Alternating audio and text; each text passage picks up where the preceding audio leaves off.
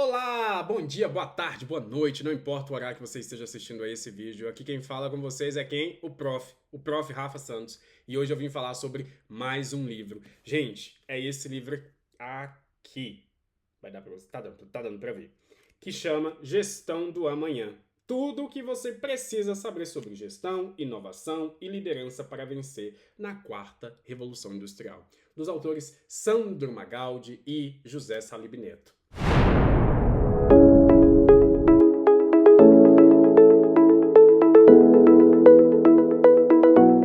Então, eu vou contar pra você. Primeiro eu vou mostrar um pouco a edição, só pra você. Eu acho que a câmera. Sabe? Aqui tá dando pra ver? Eu acho que você tá conseguindo ver. Tem umas marcazinhas aqui. Pra quem é de gestão, vai entender um pouco mais. Mas não é, eu vou explicar agora. Aí vai ter nomes aqui, gente, bem aqui na capa, ó. Acho que vai dar pra ver mais ou menos. Tem nomes aqui como Rockefeller, Morgan Theodore. Não. Rockefeller, o Theodore Levitt, que é muito importante para a gente do marketing, não só para o marketing, para a administração de modo geral, mas quem é de marketing vai captar um pouco melhor. O Porter, para quem estudou marketing vai saber. Então eu achei muito legal, o Ansoff também, eu achei que são grandes referências para o estudo da gestão, para o estudo da administração de um modo geral. E eu achei muito legal essa ideia de colocar esses nomes aqui que não estão destacados, porque você percebe que o destaque é para o título do livro, é para o nome dos autores, mas que tem aqui de forma discreta, nem tanto, mas um pouco de forma discreta, porque se você olha assim você consegue perceber esses nomes dessas grandes referências no que se refere à gestão. Como vocês já estão acostumados, eu costumo mostrar, eu uso muito post-its. Eu indico também, caso você queira, porque o que eu faço? Eu vou até explicar isso aqui para vocês, porque talvez eu esteja ajudando alguém de alguma forma. Eu pego um post-it, eu tô falando post-it que é a marca, mas é o post-it mesmo, tá? Eu pego um post-it, aí o que eu vou fazer? Por exemplo, esse aqui é um momento do livro que o autor vai fazer uma leitura que, do meu ponto de vista, é muito, muito interessante sobre a teoria do Porter, né? As 5 forças de Porter e tudo mais. Posso fazer um vídeo depois falando sobre, explicando um pouco mais. Aí o que eu faço? Para facilitar a minha consulta futura, é como se eu estivesse deixando migalhas, sabe? Igual João e Maria, deixando migalhas para que eu possa encontrar aquele caminho com mais facilidade. Então eu pego, por exemplo, tem um aqui falando a lei de Moore. Então eu consigo abrir ele aqui e consigo, a lei de Moore é isso, isso e isso. Eu vou até mostrar aqui para vocês o exemplo real. Então aqui, a lei de Moore, criada pelo próprio inventor do microchip, que preconizava que o poder do processamento de qualquer sistema computacional iria dobrar a cada 18 meses. Isso aqui está dentro do contexto da inovação, desenvolvimento tecnológico, mas assim, só para mostrar para vocês que me ajuda muito a me guiar pelo livro, principalmente depois que eu terminei a leitura e está facilitando cada vez mais agora para fazer esses vídeos aqui para vocês. Mas vamos lá, já falei sobre a edição, já deu para perceber, ele tem um corte bem bonito, é uma edição bem bonita, bem caprichada, e ele vai fazer inicialmente um panorama, eu vou até aqui mostrar porque vai ficar bem fácil para vocês entenderem o que eu estou querendo dizer. Ele vai fazer um panorama da gestão, né, dos estudos sobre gestão. Inclusive, para você que não é da área, que não quer estudar marketing de forma aprofundada, mas que você já tem um desejo de entender essas questões de forma mais aprofundada, de entender assim, eu sei que não é só rede social. Qual que é o fundamento? De onde que vem isso aqui? Gente, é muito importante, faz muita diferença. E eles escrevem de um jeito muito gostoso, de um jeito muito leve. Então, assim, eu já li livro teórico falando sobre esses temas aqui, livros teóricos densos, né? Não que isso aqui não seja. Falando sobre esses temas aqui, que é difícil, que você tem que ler mais de uma vez. É claro que isso vai variar de pessoa para pessoa. Eu precisei ler mais de uma vez para conseguir apreender aquilo que o autor estava falando, certo? E aqui não. Você consegue ler e não perde em termos de rigor. Muito pelo contrário, eles são bem enjoadinhos com relação a colocar referências, coloca tudo isso aqui. Eles são bem legais nesse sentido, enjoadinho no bom sentido, tá? Porque eu sei que vocês vão assistir esse vídeo, eu tô lançando isso pro universo, viu? Sandro Magaldi e José Salib Neto, eu tô lançando pro universo que vocês vão assistir esse vídeo. Esse aqui também é uma homenagem à transformação que vocês causaram na minha vida através desses livros. Eu tenho outros livros de vocês aqui, tá? Então, vocês vão assistir esses vídeos aqui. Isso aqui é uma homenagem para vocês também. Então, vamos continuar. Eles colocam, e o que eu achei muito legal, que eu tava falando para vocês, então começa a história do management. E eu achei bem legal esses recursos, assim, esses recursos imagéticos, né? Com imagens mesmo, facilita muito, pelo menos para mim, o entendimento. Então eles vão falar lá desde o começo, como que foi. Aí você tem o Ford, eu não vou falar todos os nomes que eu não vou lembrar, mas você tem, por exemplo, o Ford. Aí vai dizer por quê, qual a importância desse sujeito para a história da administração aqui no Ocidente. Aí fica muito mais fácil para a gente entender. Até se você trabalha numa empresa, você começa a entender, ah, tá, o negócio enjoo com o 5S, tem a ver com isso, veio de tal lugar, e por aí vai, sabe? Então, assim, ajuda muito, dá um panorama muito bom e muito leve de você consumir através da leitura para saber um pouco mais sobre a gestão. Então, eu vou até mostrar aqui para você. Gente, já tá bem rabiscado, ó. Sandro e José Salib Neto. Eu li o livro de vocês, eu gostei muito, tá bem rabiscado, eu uso ele como referência para várias coisas que eu vou fazer. E ao final dos capítulos, gente, eu recomendo mesmo a leitura do livro. E eu não tô recebendo nada por isso, tá? Eu sei que vocês vão assistir esse vídeo, a gente pode até fazer parceria aí, mas eu não tô recebendo nada por isso, é sério. Aqui no final desse capítulo, você tem um esquema gráfico que é um resumo. Eu, particularmente, eu gosto de laranja. Laranja é a cor da minha empresa, inclusive.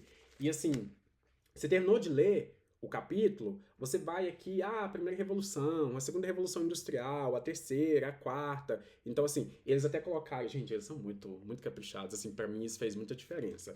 Então, eles colocaram aqui, acho que, vou mostrar aqui de novo pra vocês. Eles colocaram bem aqui coloca o período, né, que aconteceu a primeira revolução industrial, o reflexo na gestão. Isso aqui, cara, eu achei muito incrível. Sério, gente, parabéns por terem feito isso, porque eles vão colocar bem assim. O movimento social, aí que o exemplo, a revolução industrial, depois o período, diz que aconteceu no início do século XIX, reflexo na gestão. O que isso é muito bacana, pessoal, porque é uma visão interdisciplinar. Ok, o movimento X aconteceu. Mas tá, isso impactou no quê? Aqui nesse contexto a gente está falando de gestão. Então eles vão falar, ó, o movimento X aconteceu, impactou isso, isso e isso, e principalmente esse tema que estão trabalhando aqui, que é a questão da gestão. Então eles colocam, eu teve reflexo na administração científica, aí você vai ter que ler o livro para entender um pouco mais, ou eu posso produzir uma aula para falar sobre esse assunto. E referências intelectuais, Frederick Taylor. Então, assim, muito, muito legal. Muito assim, esse resumo final ajuda bastante para você que quer revisar ou que quer voltar naquele ponto ali. E eles usam também, que é uma coisa bem legal, que está sendo cada vez mais usado. Eu não sei se é uma prática. Tem outros livros dessa editora aqui, da Gente Editora, que tem esse recurso também. Que é esse aqui, ó. Então você aponta a câmera, né, do celular, então você vai ter acesso a um recurso digital, que pode ser uma aula, alguma coisa que vai complementar a sua experiência de leitura. Então, como eu falei para vocês, esse livro vai tratar de gestão de uma forma leve, de uma forma que quem não fez administração vai conseguir se deleitar. E ele traz muitos exemplos assim para você conseguir ver aquilo na realidade de grandes empresas, entender inclusive por que que essas grandes empresas se tornaram grandes empresas e também levar isso para a realidade de vocês. Porque se tem uma tecla que o Sandro Magaldi e o José Salib Neto batem é levar essas práticas das grandes empresas para as pequenas. O que para mim foi muito interessante porque eu trabalhei, eu atuei como agente local de inovação, o famoso ALI do Sebrae, por 2 anos e meio, foi 2 anos e meio. E é muito patente assim na realidade das pequenas empresas que você tinha muita coisa que poderia ser feito, que foi feito nas grandes empresas, mas essas grandes empresas têm recursos financeiros, recursos tecnológicos, humanos para conseguir aplicar as mais diversas possibilidades sem que aquilo traga um prejuízo muito grande para essa empresa. Agora, a pequena empresa não tem essa realidade com tanta. Não tem nem o que dizer, não tem essa realidade. Inclusive, o Sebrae sabe muito bem disso, então eu vivi essa questão. Então, às vezes, você levava uma ideia que foi aplicada na empresa X, aquela grande empresa, para aquela pequena. Às vezes, o pequeno empresário ficava assustado. Gente, eu não vou conseguir aplicar isso aqui, eu não vou ter recursos para. E eles batem muito nessa tecla, trazem exemplos de grandes empresas e instigam quem está tendo contato com o livro, que no caso são empresários, quem estuda esse tema, a aplicar isso nas suas respectivas realidades das pequenas e médias empresas. Eu vou trazer para vocês alguns exemplos só para vocês perceberem o quão aprofundada é as discussões que eles trazem aqui. Então eles vão falar, eles têm um livro recente que chama motor 2. Mas aqui eles introduzem o conceito de motor 1 e motor 2, que eu vou até apresentar aqui para vocês, tá bom? Eu vou ler para não incorrer em risco de errar. Os dois motores demandam abordagens distintas muito específicas. Então, no motor 1, melhor dizendo, são necessárias muita disciplina, melhoria contínua nos processos, monitoramento constante e redução de risco. No motor 2, são requeridos uma gestão baseada na agilidade, maior propensão ao risco, originalidade, por aí vai. Rafael, o que é esse tal de motor? O que isso tem a ver com empresa? Eles usam esse termo para se referir a... Eu vou usar esse termo, essa expressão que vai ficar mais fácil de explicar.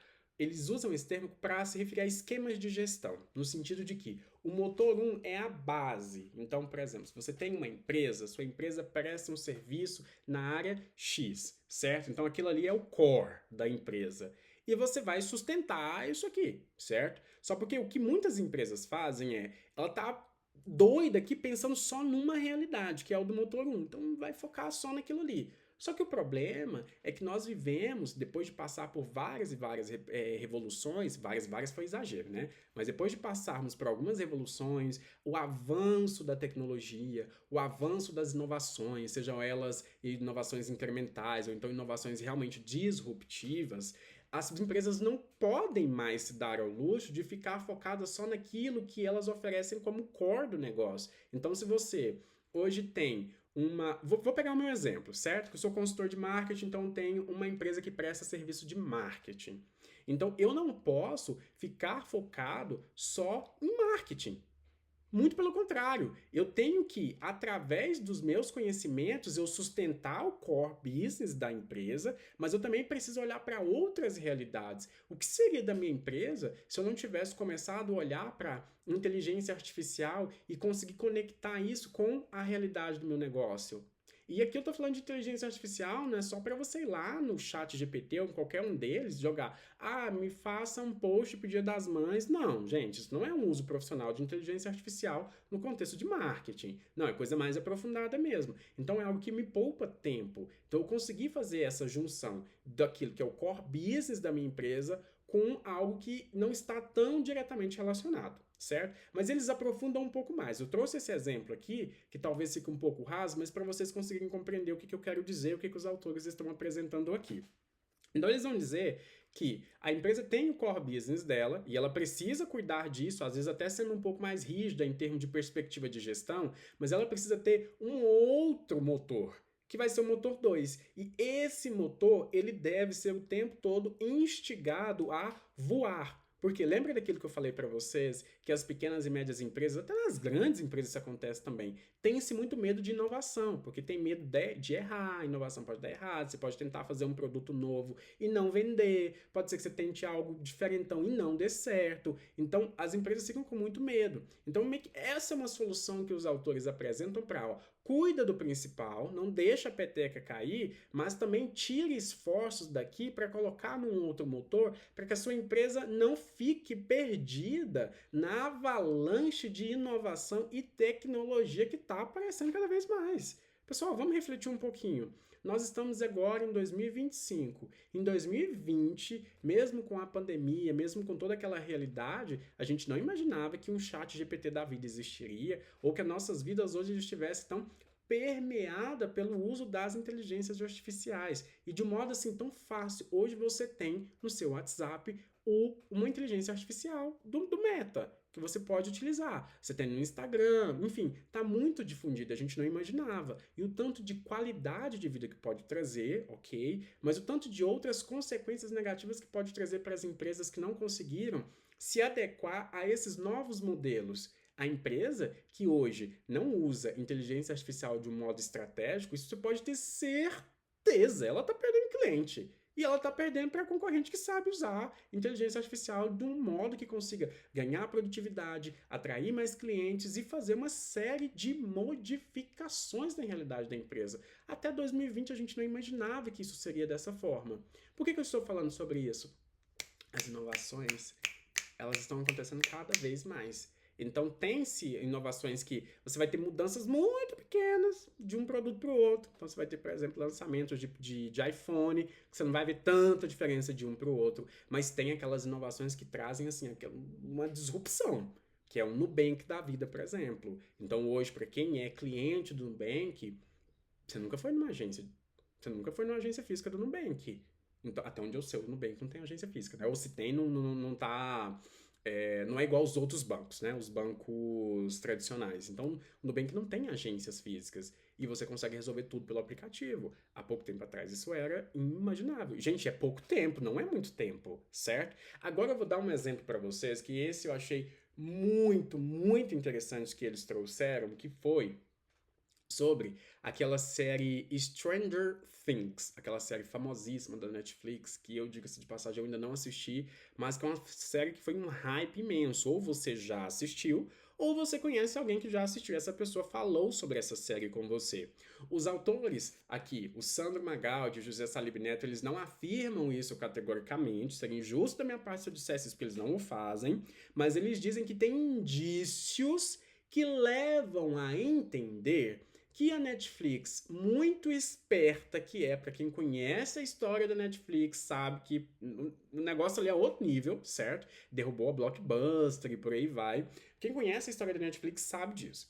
Então, o que eles vão dizer? Eles vão dizer que tem indícios que a Netflix, o que ela fez? Ela tem lá a sua base de clientes, que são os assinantes. Vocês vão te concordar, e aqui eu vou fazer um parênteses para ficar bem claro. Se você entra lá no Netflix e tem os algoritmos, tem todo aquele ferramental lá para traquear o que você faz lá dentro, o tipo de filme que você mais gosta e por aí vai. Então a Netflix ela coleta esses dados, pessoal. Se você não sabia disso, agora você está sabendo. A Netflix coleta esses dados e fazendo a análise desses dados é possível ter ali ter entendimento de quais gêneros chamam mais atenção do público e por aí vai. Então foi através disso, ao que tudo indica, que a Netflix meio que encomendou a série Stranger Things. Por quê? Já tinha se percebido uma movimentação das pessoas com relação a gostar, aquela nostalgia, voltar ali para os anos 80. Então, para quem assistiu Stranger Things, eu não assisti a série, eu vi alguns trechozinhos, inclusive em aulas de marketing, você vai perceber, é uma pegada total anos 80. Até os product placement, que é o que aqui no Brasil a gente chama de merchandising, mas que não é merchandising, então é quando aparece, por exemplo, com medo de pegar uma marca específica aqui e o vídeo cair. Mas enfim, sei lá. Suponhamos que aqui estou aqui conversando com vocês aleatoriamente e tá aparecendo aqui o meu relógio. Aqui, vou pegar o relógio. Eu não falei sobre o relógio até agora. Tô falando agora. Não falei pra você qual marca que é esse relógio, ok? Mas suponhamos que você bata o olho nesse relógio, você consiga identificar que ele é o relógio da Samsung, da Xiaomi e por aí vai.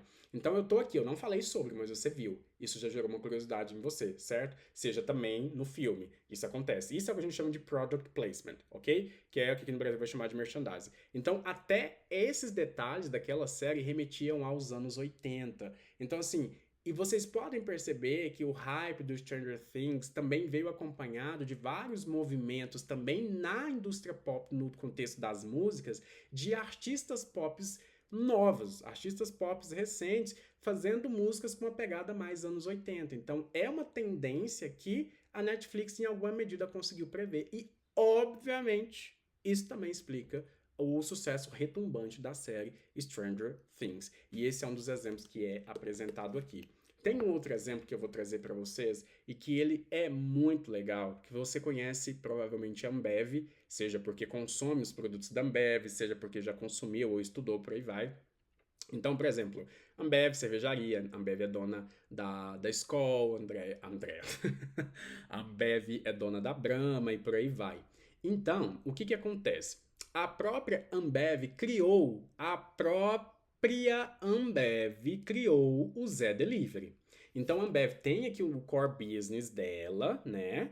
Que eu posso até fazer um vídeo falando sobre, inclusive as marcas que você achava que estava brigando entre si, não necessariamente já estão brigando porque são da mesma empresa. Então a Skol é da Ambev, a Brahma é da Ambev, a Antártica é da Ambev, por aí vai. A própria Ambev, no contexto do motor 2, criou o Zé Delivery, que tá ali mais numa pegada tecnológica, numa pegada de inovação e deu super certo. E o Zé Delivery, caso você já tenha utilizado esse serviço, então lá dentro você vai encontrar diversas marcas de cerveja, inclusive as que não são da Ambev. E essa é uma sacada muito boa que a Ambev teve. Por quê? Agora vamos falar um pouco de marketing, que eu gosto muito de falar disso, vocês sabem. A Ambev, ela já entendeu que coletar dados é uma das coisas mais importantes de uma empresa. Pessoal, eu costumo dizer isso. O maior ativo das empresas não é faturamento, meio que faturamento não é dinheiro no bolso. Se você acha isso, a gente precisa conversar um pouco. Mas não é faturamento, não é isso. Um dos maiores ativos das empresas hoje são dados, é você conhecer seu cliente, é você conhecer o cliente mais do que ele mesmo para você conseguir vender os produtos e serviços corretos para esse cliente, que vai fazer com que ele continue voltando para sua empresa. E a Ambev sabe disso. Então o que acontece? Com o Zé Delivery você pode pensar, nossa, mas não faz sentido, a Ambev está vendendo produto do concorrente de outras empresas. Sim, porque através daquilo ali, ela consegue coletar dados de consumo desse consumidor que está consumindo produto do concorrente. E também tem várias outras facilidades, conveniências que você vai encontrar lá dentro do Zé Delivery, que é uma ferramenta que deu super certo e que essa é uma sacada maravilhosa que a Ambev teve. Porque eu vou explicar isso para vocês, eu posso fazer de novo uma aula sobre esse assunto, mas aqui bem rapidinho. Tem-se canais, né? Dentro de marketing a gente chama de canais de distribuição. A Ambev é a fábrica, né? Ela é o fabricante. Normalmente, a Ambev não tem contato direto com o consumidor final. Por quê? Vamos contar uma historinha. Eu adoro essas coisas. Vamos lá. Você vai tomar sua cervejinha, você vai lá no mercado X, compra a cervejinha, paga, vem para casa, toma cerveja. No dia vai ter aquela ressaca e tudo mais, certo? Tomou sua cervejinha. Você não tem contato direto com a Ambev, concorda? Você vai ter contato com o supermercado, com o disque cerveja que você comprou aquele produto, certo? O que a Ambev consegue através do Zé Delivery? Ela consegue ter contato direto com o consumidor final. Pra quê, Rafael? Pra coletar dados. Gente, mas eu não tô falando numa perspectiva de que a empresa tá espionando as pessoas. Não tô falando disso não. Mas para coletar dados, porque quanto mais próximo você está do seu consumidor, mais fácil você pegar feedback, entender o que ele quer, o que ele não quer. Porque eu vou sempre dar esse exemplo, pessoal. Vocês vão me ouvir falar disso, os meus clientes ouvem esses exemplos, que é o seguinte, quem ouve, que já viu as minhas palestras também, sabe desse exemplo, que é, se você vai presentear uma pessoa e você não conhece essa pessoa, você tem muitas chances de dar um presente que não vai agradar aquela pessoa. Mas se você conhece aquela pessoa, você vai ser muito mais assertivo ao presentear essa pessoa.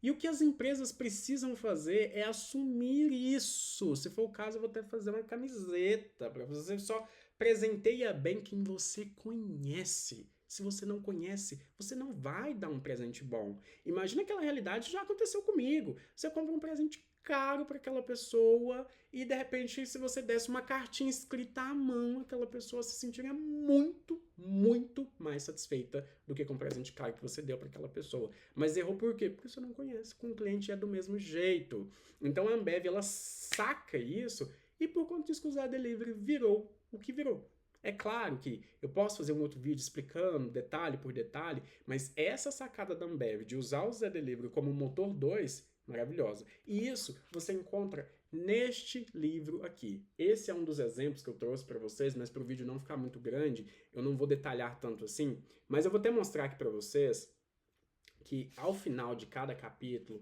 você tem essas questões para reflexão aqui, para você ver.